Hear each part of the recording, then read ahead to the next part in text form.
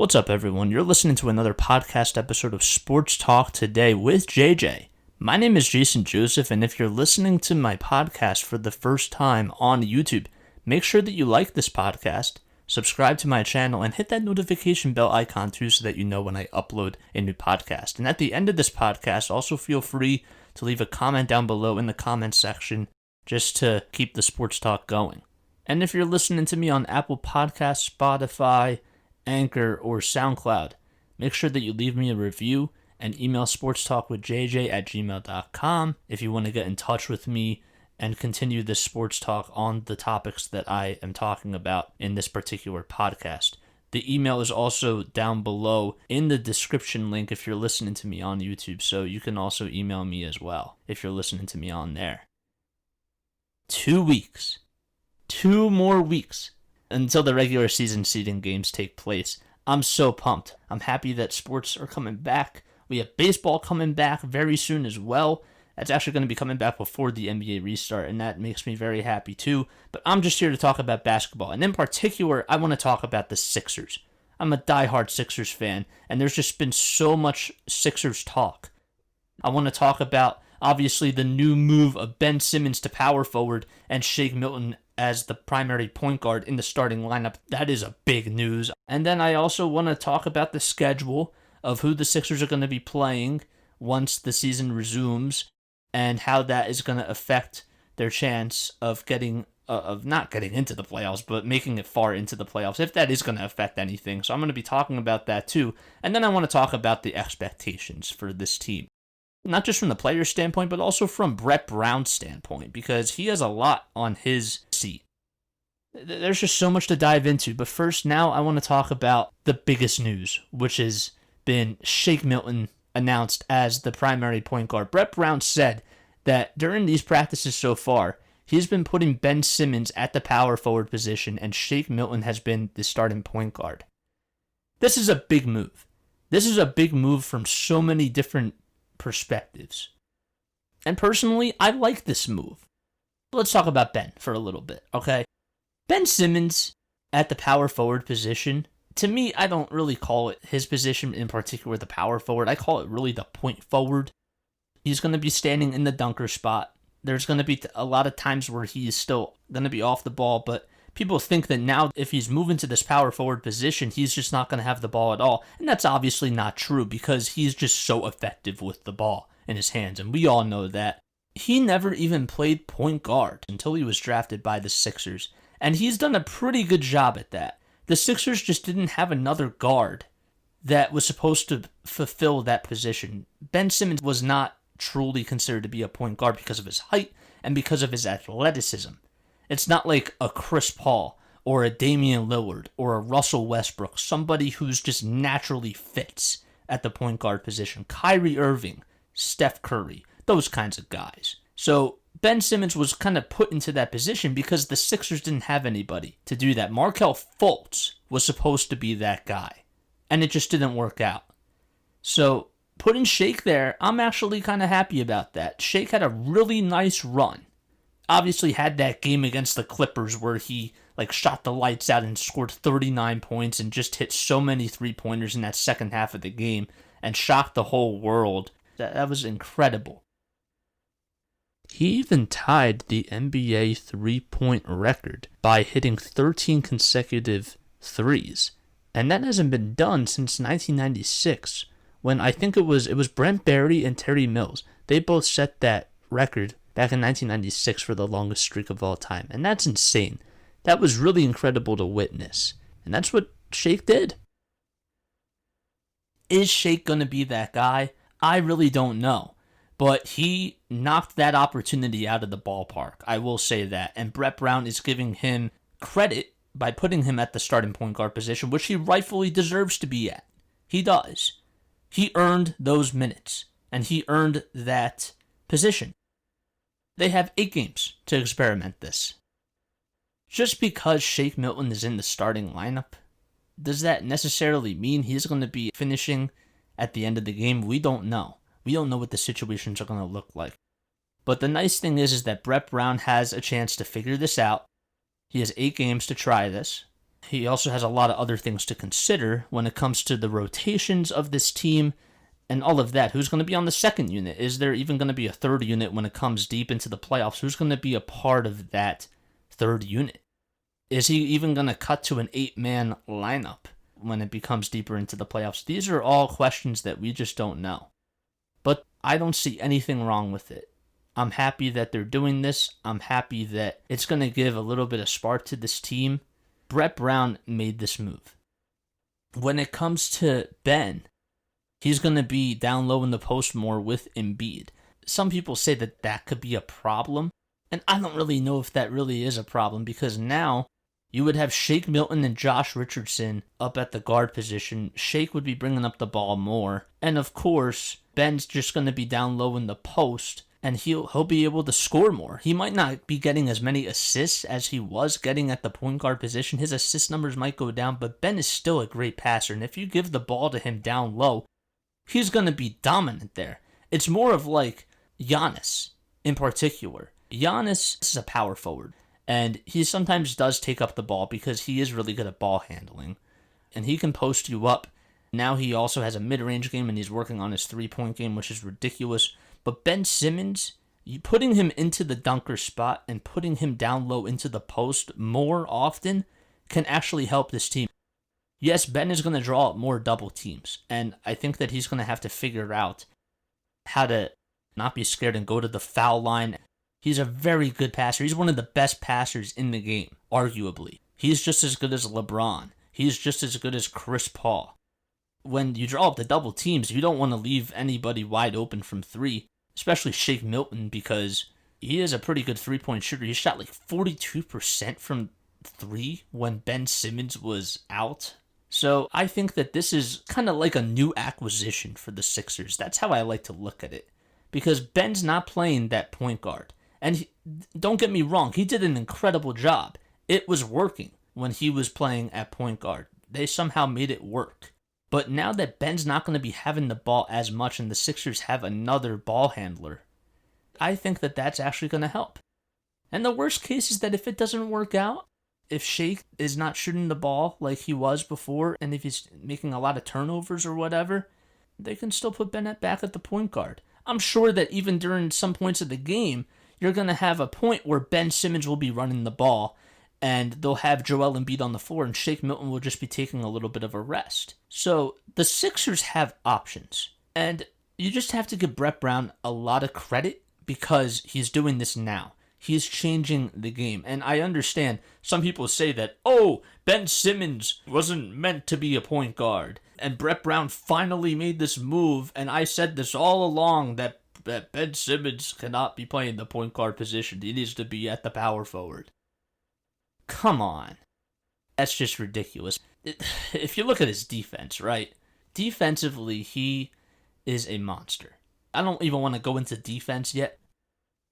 But if we're discussing more about what he did offensively, he was obviously leading the team in assists. He had at least a couple of triple-doubles this season. I can't remember how many, but I think he's like either 4th or 5th in the league in triple-doubles. I have to double-check on that. But I do know that his athleticism is off the charts. He's great at rebounding. He's fast, especially in transition. And he is just a generational type of a talent. I mean, the kid is only 22. It's mind-blowing. I look at this move of Ben Simmons going from point guard to power forward to LeBron when he was small forward, and then now he's been playing the point guard position for the past couple of years, the past 2 to 3 years. He's just been the primary point guard. So I'm interested to see this whole fit and how this is going to work. Now, there's some people saying that, oh, Ben Simmons and Joel Embiid can't play together. That's been the narrative for the past 2 seasons, right?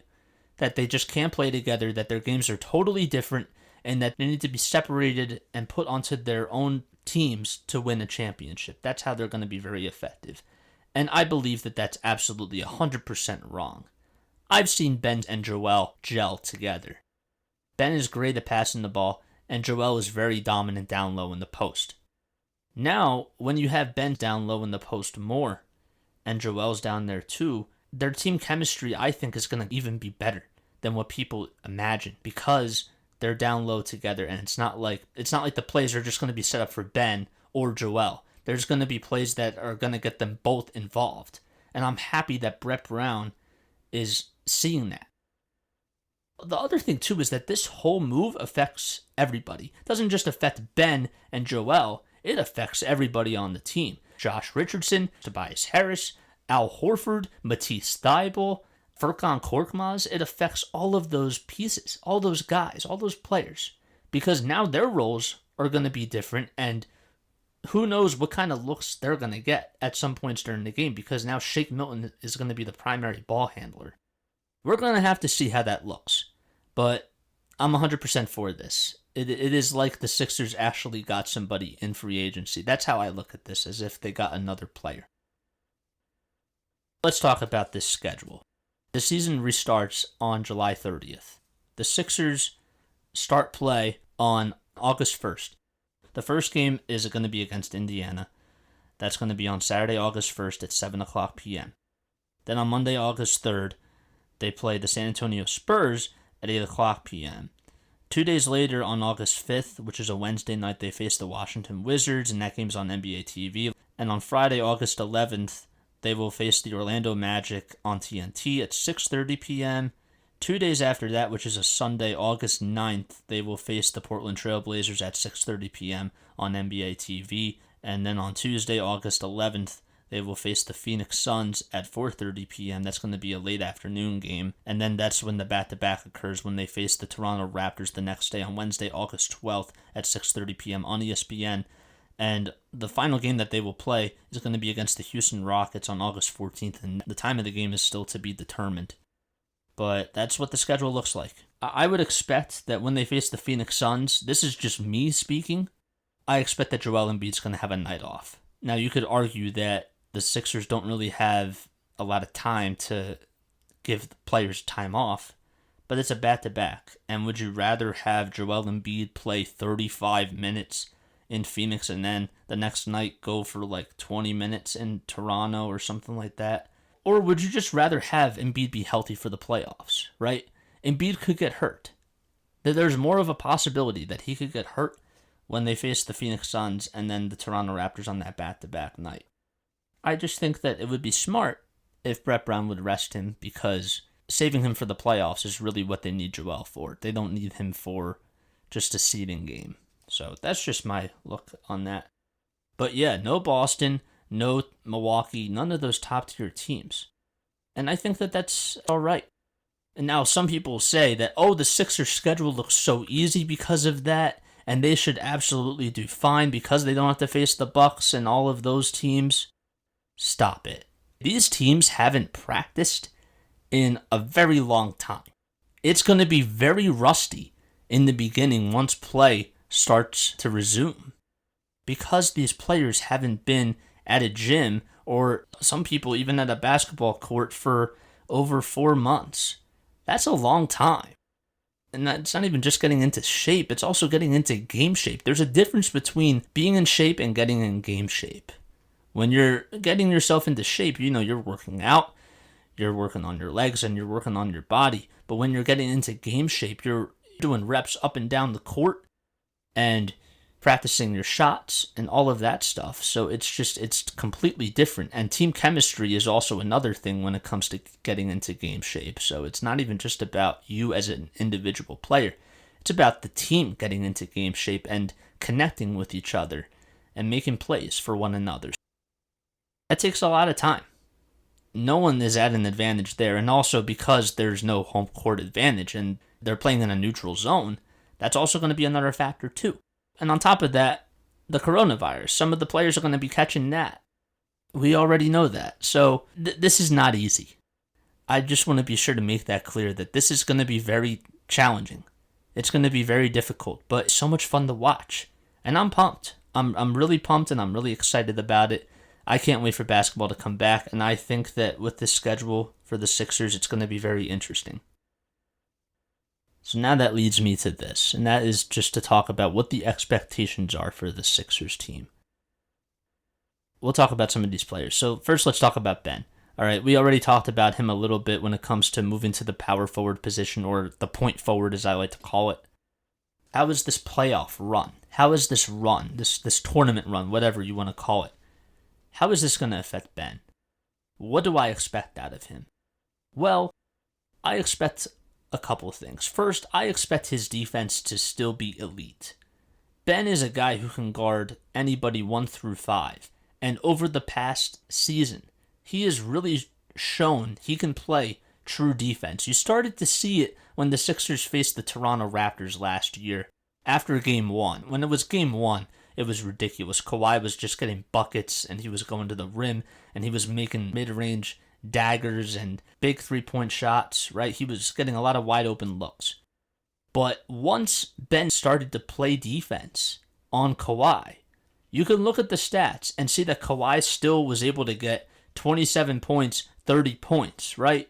Because he's just Kawhi Leonard. He's one of the best players in basketball. But if you actually watched the game and you looked at his shots, it wasn't like he was getting to the rim a lot. He was making tough jump shots, tough free throw line jumpers and elbow jumpers, and also some contested three-point shots. And you just can't stop that. That just goes to show how lethal Kawhi is. But it wasn't like he was getting those wide open looks or he was going to the rim like a dozen times like he did in the first game. You saw Ben step up on defense, and that spark really showed you what kind of talent Ben Simmons really is when it comes to his defense. But then this year he took that to a whole nother level. He's up for Defensive Player of the Year now, which is ridiculous. That one game where Matisse Thybulle had like 4 steals and Ben had 5 against the Lakers. They combined for 9 steals in that game. That was without Joel Embiid. And they did that at home at the Wells Fargo Center. That was truly something. Just to see both of them feed off of each other when it came to playing defense. They just loved it. Ben loves to play defense, and he's so good at it. So I don't think defensively this is really going to matter when it comes to playing the power forward position. He's still going to be a great defender, and it's actually going to be even harder for these guys to stop him because he's just so fast. Him and Russell Westbrook and Giannis are, to me, the fastest player. They have so much speed. But the other thing, too, that I'm a little bit concerned about is the back injury. It looks like it's fully healed, and you could see the pictures of him working out on Instagram. You saw the video of him working out with LeBron, and you saw a whole new Ben Simmons, and he looks phenomenal. He looks like he's in great shape. I'm just hoping that the back's going to be healthy and that he's going to be able to play at least 40 minutes a game because the Sixers are going to need that from him. He's a very durable guy. He can give you 40 minutes a night when he's fully healthy. It's not like Joel Embiid where he has to be sometimes on a minutes restriction or you see him huffing and puffing on the court because he gets so tired. Ben is a motor. He's a machine. He can play so many minutes.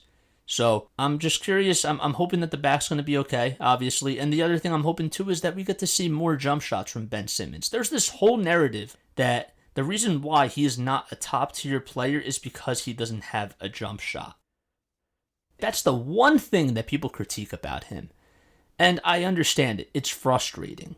It is really frustrating that he doesn't shoot some of the time. And it's not that he can't shoot. I was at the Sixers game when they faced the Milwaukee Bucks on Christmas Day, and after halftime, when they were practicing, I saw him make 8 threes in a row from that corner. He loves shooting it from the corner. It's not that he can't shoot. He's just not willing to shoot. And he has to get over that hump. Something has to just trigger in his head that he is going to have to take some shots during big moments of the game. He has to get that into his mind. But to say that he's not a good player or he's not even an elite player because he doesn't have that one thing, he has that one flaw, that is just absurd. If you watch Ben, you would see that he is a phenomenal passer. He's great at handling the ball. He's very athletic. And his rebounding ability is incredible, and his speed is just top tier. And his defense is arguably one of the best in the league. I mean, I can't say any other great things about him. The only other thing I could say is that his free throw shot could be a lot better. But in the last 5 games, he did shoot the ball better from the foul line. He shot over 72%, which for his standards is actually not that bad. It's better. I actually think it was a little bit higher. I think it was 78%. I know that it was in the 70s, but it wasn't like at the beginning of the season where some of the time he shot 50% or even below that. So people just don't give him enough credit, and I'm curious to see what he's going to be able to do in the playoffs. He's going to be a big factor. He's an X factor. But enough talking about Ben. I want to talk about Joel. I'm curious to see how this fit is going to work for him. There's going to be times where Embiid's going to need the ball down low in the post. He is one of the most dominant big men in the game. He's had a very disappointing season, in my opinion. When you watch the Toronto Raptors Game 7, Kawhi Leonard's shot, after that occurred, Joel was crying, okay? Tears were running down his face, and he held Marc Gasol, and you could just see all that emotion. And what I thought, and I know a lot of other people thought this too, was that maybe this was actually a blessing in disguise. Maybe in order for him to get better, he needed to realize that losing these big-time games could actually help him grow. We've seen players like Michael Jordan, LeBron, Kevin Durant, Kawhi Leonard, Kobe, Shaq. All of those guys did not win championships until they were in their primes. You can look it up. You can watch the Last Dance Michael Jordan documentary, and you'll see that these guys didn't start winning championships until they were at least 28 or 27 to 32 years old. That is their prime. Okay, Kawhi Leonard won a championship with the Spurs, but he was not the main guy. The Spurs team wasn't led by him. It was led by Tim Duncan, Tony Parker, and Manu Ginobili. Kawhi was that fourth guy. He was a baby at the time. But when he won last season with the Toronto Raptors, he led them to that championship. So that championship he won in his prime. He was the primary guy last year. So I don't want to hear any of Kawhi did win a championship with the Spurs and he was in his prime. No, he didn't. But I expected a lot out of Joel Embiid this year. I expected him to grow. And then, of course, you see that he had that donut game against the Toronto Raptors where he just couldn't even buy a bucket against Marc Gasol, and that was a terrible effort. You would see some games where he would just go off, and he would score 32 points and have 18 rebounds against the Cleveland Cavaliers.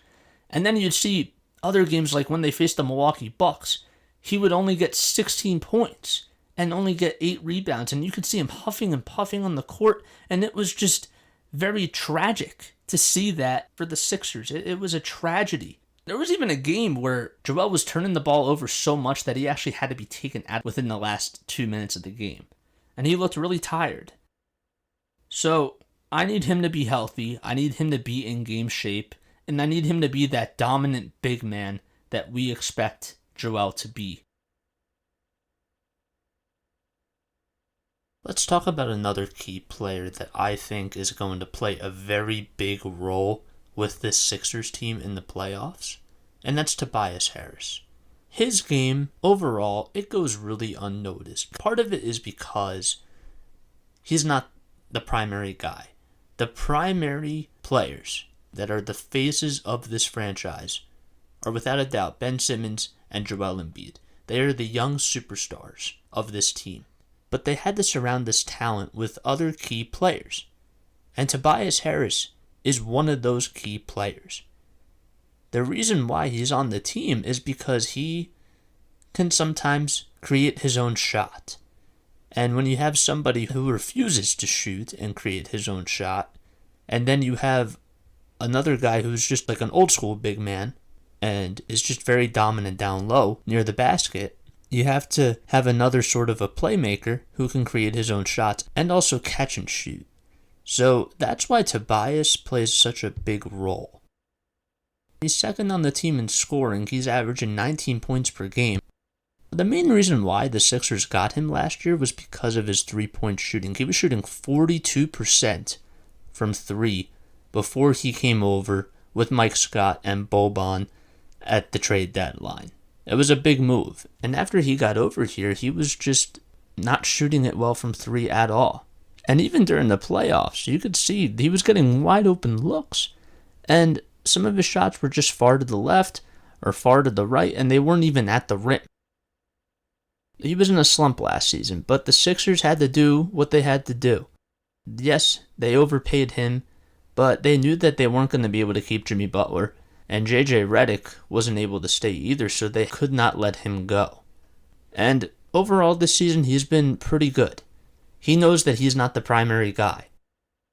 He'll have those runs where he can have like a really good third quarter or a really good fourth quarter and just get hot. He's able to do that.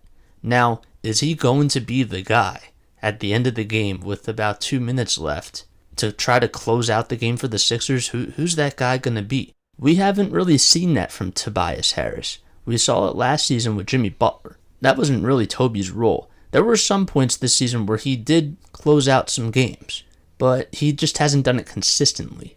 So can he consistently be that guy when it comes to the playoffs to be able to create those tough shots at the end of the game when it's very close and possibly hit that dagger that just puts that exclamation point on the Sixers win? That's a big question. And I'm hoping that Tobias Harris is that guy. It could be Shake Milton. It could be Joel Embiid. It could be Josh Richardson. They still haven't defined who that guy is going to be at the end of the game. Then I want to talk about Al Horford. Al Horford is on the bench now for the Sixers, but that doesn't mean he's not going to be getting a lot of minutes. Part of the reason why the Sixers got Al Horford was so that they could get a backup center for Joel.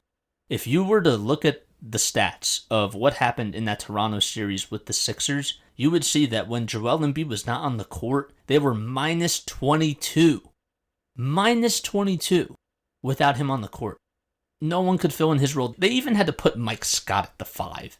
It destroyed the Sixers. The Sixers didn't have any other option but to put Embiid out there. So I'm happy that they got Al Horford. I'm happy that Al is on the team, and you could say that, $97 million on the bench. I get it, but Al's getting old. When he was with the Boston Celtics, he dominated Joel Embiid.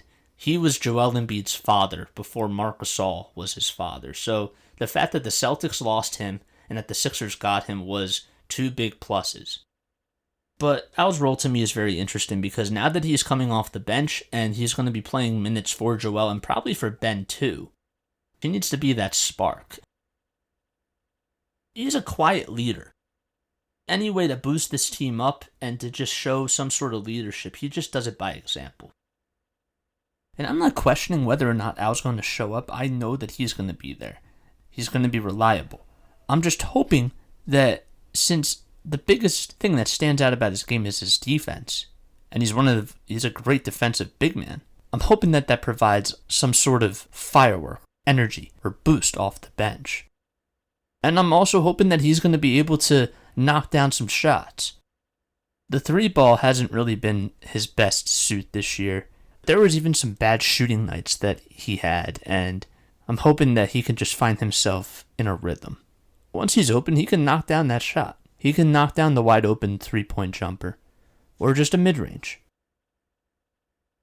But let's see what this looks like, having him come off the bench. I'm very interested and I'm really intrigued by this move. Finally, I just want to briefly talk about Brett Brown. Brett is on the hot seat. Brett has been on the hot seat for the past 2 seasons, okay? According to all of the Sixers fans, all the Brett Brown haters, right? The series against the Boston Celtics, not only did Ben Simmons and Joel Embiid get exposed, I'm talking about the 2018 playoffs when the Sixers played the Celtics in the semifinals. That's the game. That's the series I'm talking about. But Brett Brown got exposed too. Brad Stevens outcoached Brett Brown. That was the bottom line. But then we go to last year. The Sixers had like 3 different teams last year, and then somehow they still made it to the Eastern Conference semifinals, and they only lost in Game 7 by a nail-biter. But this season, he's on the hot seat once again. And if the Sixers don't make it past the first round, I believe that he's out. He's done. But the nice thing, too, is that he's had 4 months to prepare for this. It wasn't like it was in the middle of March and then they were headed into April and he didn't have time to prepare. He had a lot of time on his hands to prepare for the Milwaukee Bucks, the Boston Celtics, and all these other types of situations of what teams the Sixers would have to play. He had time to watch game films and study everybody's game and all that and focus on strategies. So I really can't give him a pass here. And I'm curious to see what the lineups are going to look like. Who's going to be a part of that second unit? Is Matisse Thybulle going to be the backup shooting guard, or is it going to be Alec Burks? Is Glenn Robinson going to play a big role in that second unit, or is Mike Scott going to be that backup small forward, or will they both be there? Where's Furkan Korkmaz going to be? How's he going to be utilized? Right? These are all questions. Brett just has to figure that out. If Furkan is not shooting the ball well, he is useless because he's a liability on the defensive side. So if he's not having a good shooting night, you got to bring him to the bench. I'm a big fan of the Shake Milton move, but there's still a lot to be done. There's still a lot on Brett Brown's plate, and he's going to have to make the correct adjustments. But that's what basketball is all about. It's like a game of chess when it comes to coaching. Putting in the right pieces at the right times and utilizing what you got. That's what it's all about. The NBA season is back. It's not even Summer League. But here we are, and I can't wait. So, yeah, let me know what your thoughts are down below in the comments section if you're listening to me on YouTube. And once again, if you're listening to me on Anchor, SoundCloud, Spotify, or Apple Podcasts, make sure that you leave me a review and that you email sportstalkwithjj@gmail.com. What are your thoughts about the Sixers team? Do you think that the Sixers have a shot of winning the NBA title? And not only that, but do you even think that the Sixers have a shot of making it out of the East? Let me know what your thoughts are. Thank you again for tuning into my podcast. This is Sports Talk Today with JJ. My name is Jason Joseph, and I will see you all next time. Have a great day.